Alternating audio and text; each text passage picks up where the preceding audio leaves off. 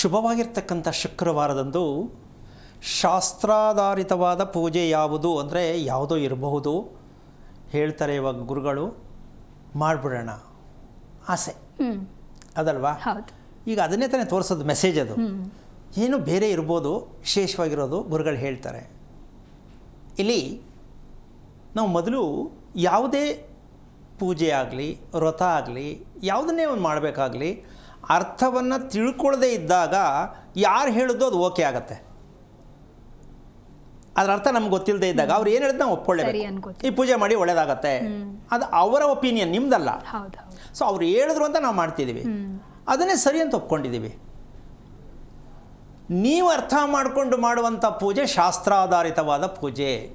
ಪೂಜೆ ಮಾಡುವವರು ಅರ್ಥ ಮಾಡಿಕೊಂಡು ಮಾಡುವ ಪೂಜೆ ಶಾಸ್ತ್ರಾಧಾರಿತವಾದ ಪೂಜೆ.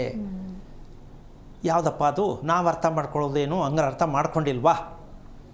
ಈ ರಹಸ್ಯಕ್ಕೆ ಕಾರಣಕರ್ತನಾಗಿರ್ತಕ್ಕಂತಹ ಶ್ರೀಮನ್ನಾರಾಯಣನ ಪಾದ ಕಮಲಗಳಿಗೆ ಕೋಟಿ ಕೋಟಿ ನಮನಗಳನ್ನು ಅರ್ಪಣೆಯನ್ನು ಮಾಡಿ, ಶಾಸ್ತ್ರಾಧಾರಿತವಾದ ಪೂಜೆ ಯಾವುದಪ್ಪ ಅಂದರೆ ಸಂಬಂಧಗಳನ್ನು ಒಟ್ಟುಗೂಡಿಸುವುದೇ ಶಾಸ್ತ್ರಾಧಾರಿತವಾದ ಪೂಜೆ. ಯಾವುದು? ಸಂಬಂಧಗಳನ್ನು ಒಗ್ಗೂಡಿಸುವುದೇ ಶಾಸ್ತ್ರಾಧಾರಿತವಾದ ಪೂಜೆ. ಆಗಿದೆಯಾ? ಇಲ್ಲ. ಮತ್ತು ಇವಾಗ ಪೂಜೆ ಮಾಡ್ತಾ ಇರೋದಲ್ಲ, ಹೇಳ್ಕೊಟ್ರೋರು ಮಾಡ್ತಾ ಇರೋರೆಲ್ಲ ಏನು ಮಾಡೋಣ? ಮಾಡ್ತಾನೇ ಇದ್ದೀನಿ ಸ್ವಾಮಿ, ನಮ್ಮ ಮಗ ನನ್ನ ಮಾತೆ ಕೇಳಲ್ಲ, ನನ್ನ ಗಂಡ ನನ್ನ ಮಾತೆ ಕೇಳಲ್ಲ ಅಲ್ವಾ? ಶಾಸ್ತ್ರಾಧಾರಿತವಾದ ಪೂಜೆ ಅಂದರೆ ಪೂಜೆಯಲ್ಲಿ ಮಗ್ನರಾಗಿದ್ದೀವಿ ನಾವು. ಶಾಸ್ತ್ರ ಆಧಾರಿತವಾಗಿರ್ತಕ್ಕಂಥದ್ದು. ಶಾಸ್ತ್ರ ಇಲ್ಲದೆ ಅದಕ್ಕೆ ಶಾಸ್ತ್ರರಹಿತವಾದ ಪೂಜೆ ಮಾಡ್ತಾ ಇದ್ದೀವಿ ನಾವು. ಅದು ನಮ್ಮ ಯಾರೋ ಹೇಳಿದ ಒಪಿನಿಯನ್. ಅದು ಈ ಪೂಜೆ ಮಾಡಿದ್ರೆ ಒಳ್ಳೆಯದು, ಮತ್ತು ಯಾಕೆ ಒಳ್ಳೆಯದಾಗಿಲ್ಲ ಈ ಪ್ರಶ್ನೆ ಅವರೇ ಹಾಕ್ಕೋಬೇಕು. ಮಾಡ್ತಾ ಇದ್ದೀನಿ, ನನಗೆ ಯಾಕೇನು ದಾರಿ ಸಿಗ್ತಾ ಇಲ್ಲ ಅಂದಮೇಲೆ ಯಾರೋ ಹೇಳಿದ್ದನ್ನು ನೀವು ಕೇಳ್ಕೊಂಡು ಮಾಡ್ತಾ ಇದ್ದೀರಾ. ಅದಕ್ಕೆ ಶಾಸ್ತ್ರಾಧಾರಿತವಾದ ಪೂಜೆ ಆಗಿಲ್ಲ ಅದು. ಅದಕ್ಕೋಸ್ಕರವಾಗಿ ಸರ್ವೇ ಸಾಮಾನ್ಯವಾಗಿ ಸಂಬಂಧಗಳನ್ನು ಒಗ್ಗೂಡಿಸುವುದೇ ಶಾಸ್ತ್ರಾಧಾರಿತವಾದ ಪೂಜೆ. ಒಪ್ಕೋಬೋದಲ್ಲ?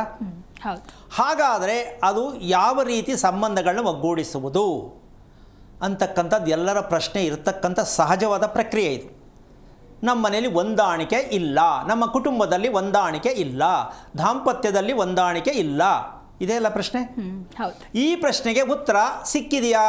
ಸಿಕ್ಕಿದ್ದರೆ ಮಾಡ್ಕೊಂಡೋಗಿ, ಸಿಕ್ಕಿಲ್ಲವಾ ಪ್ರಯತ್ನಿಸಿ. ಏನನ್ನು ನಾವು ತಪ್ಪು ಮಾಡ್ತಾ ಇದ್ದೀವಿ ಅಂತಕ್ಕಂತಹ ವಿಚಾರಕ್ಕೆ ಇವತ್ತು ನಿಮ್ಮ ಮುಂದೆ ಇಡ್ತಕ್ಕಂತಹ ಒಂದು ಪ್ರಯತ್ನವನ್ನು ಮಾಡ್ತಾ ಇರ್ತಕ್ಕಂಥ ಒಂದು ವಿಚಾರಕ್ಕೆ, ಸಂಬಂಧಗಳನ್ನು ಒಗ್ಗೂಡಿಸುವುದಕ್ಕೆ ನಾವು ಯಾವುದರ ಮೂಲಕವಾಗಿ ನಮಗೆ ಸಂದೇಶ ಬರಬೇಕಿತ್ತು ಅನ್ನೋದಕ್ಕೆ ಒಂದು ಮನೆಯ ಚಿತ್ರಣವನ್ನು ನೋಡಿ ತದನಂತರ ಅದರ ಬಗ್ಗೆ ಮಾಹಿತಿಯನ್ನು ಕೊಡೋಣ. ಒಂದು ಮನೆಯ ಚಿತ್ರದಿಂದ ಆ ಚಿತ್ರ ಯಾವ ಮಟ್ಟಕ್ಕೆ ಸಂಬಂಧವನ್ನು ಕೂಡಿಸುತ್ತಾ, ಇದು ನಾರ್ತ್ ಈಸ್ಟ್ ಕಾರ್ನರ್ ವಾಸ್ತು ಪ್ರಕಾರ ಅಂತಕ್ಕಂಥ ಹೇಳ್ತಕ್ಕಂಥ ಅವರಿಗೆ ನಾರ್ತ್ ಈಸ್ಟ್ ಅಂದರೆ ಅಯ್ಯೋ ತುಂಬ ಚೆನ್ನಾಗಿರುತ್ತೆ ನೋಡಿ. ಈ ಮನೆ ಬಾಗಿಲು ಕಾಣಿಸ್ತಾ ಇದೆ, ಕೊನೆ ದಿಕ್ಕಲ್ಲಿ ಅಗಲಾಗಿರ್ತಕ್ಕಂಥ ಬಾಗಿಲಿಗೆ ಬಿಟ್ಟಿರ್ತಕ್ಕಂಥ ಜಾಗ ಅಂದರೆ ಮೂಲೆ ಮುರಿದಾಯಿತು. ಅದನ್ನು ಈಶಾನ್ಯ ಮೂಲೆ ದೇವಮೂಲೆ ಅಂತ ಅಂದ್ಕೊಂಡೇ ನಮ್ಮ ದೇಶ ಹಾಳಾಗಿರೋದು. ನೋಡಮ್ಮ, ಅಲ್ಲಿ ಬಾಗಿಲನ್ನ ನಿಲ್ಲಿಸೋದಕ್ಕೆ ಬಿಟ್ಟಿದ್ದಾರೆ, ಆ ಕಡೆ ಕಿಟಕಿ. ಈಗ ಅದು ಮೂಲೆ ಮುರಿತಾ ಇಲ್ವಾ? ಇದು ಸಂಬಂಧವನ್ನು ಕೆಡಿಸುವ ಮನೆ. ಈಗ ಇಷ್ಟು ಖರ್ಚು ಮಾಡಿ ಮನೆ ಕಟ್ತಾ ಇದ್ದಾರೆ, ಇನ್ನೂ ಅರ್ಧನೂ ಆಗಿಲ್ಲ. ಅದು ಮೆಟ್ಲು ಹೆಂಗೆ ಕೊಟ್ಟಿದ್ದಾರೆ, ಏಣಿ ಹಾಕ್ತಂಗೆ ಹಾಕ್ಬಿಟ್ರು, ಮುಗೀತು ಮನೆಗೆ. ಅಂದರೆ ಮೆಟ್ಲಿಂದ ಮನೆ ಹಾಳಾಗ್ತಾ ಇದೆ ಅಂತಕ್ಕಂಥ ಪ್ರಶ್ನೆ ನಮಗಿನ್ನೂ ಜನಕ್ಕೆ ಅರ್ಥ ಆಗಿಲ್ಲ. ನಂಬರ್ 1, ಯಾವುದೋ ಒಂದು ಮೂಲೆ ತೂಕ ಇರೋ ಜಾಗದಲ್ಲಿ ಹಾಕ್ಬಿಟ್ರೆ ಆಯಿತು ಅಂತ ಹೇಳಿರ್ತಾರೆ, ಯಾರೋ ತಲೆಕೆಟ್ಟವು ಹಾಕಿರ್ತಾರೆ. ನೋಡಿ, ಆ ಮೆಟ್ಲು ಏನಾದ್ರು ಚೆನ್ನಾಗಿ ಕಾಣಿಸುತ್ತೆ. ನಮ್ಮ ಮುಂದ್ಗಡೆ ರಸ್ತೆಯಲ್ಲಿ ನಿಂತ್ಕೊಂಡಾಗ ಆ ಮನೆ ಎಷ್ಟು ವಿಘ್ನವಾಗಿ ಕಾಣಿಸ್ತಾ ಇದೆ, ಸ್ವಲ್ಪ ಯೋಚನೆ ಮಾಡಬೇಕು. ಹೌದಲ್ಲ?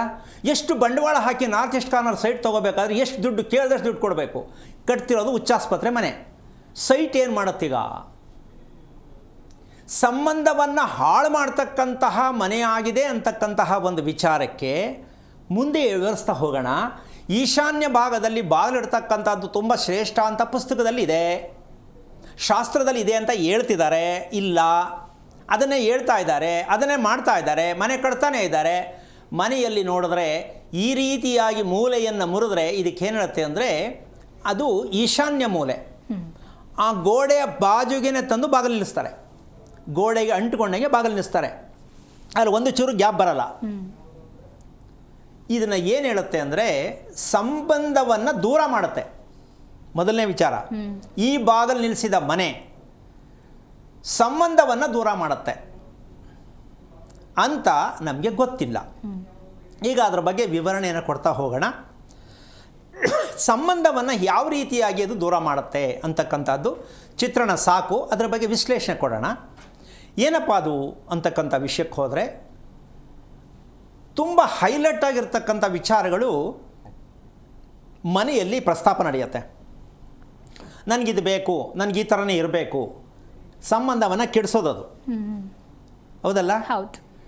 ಸುಮ್ಮನೆ ತೀರ್ಮಾನ, ನನಗಿದು ಬೇಡ, ನನಗದು ಬೇಕು. ಆಮೇಲೆ ನೀನು ಸರಿ, ನಾನು ಸರಿ ಇಲ್ಲ, ನಾನು ಸರಿ, ನೀನು ಸರಿ ಇಲ್ಲ.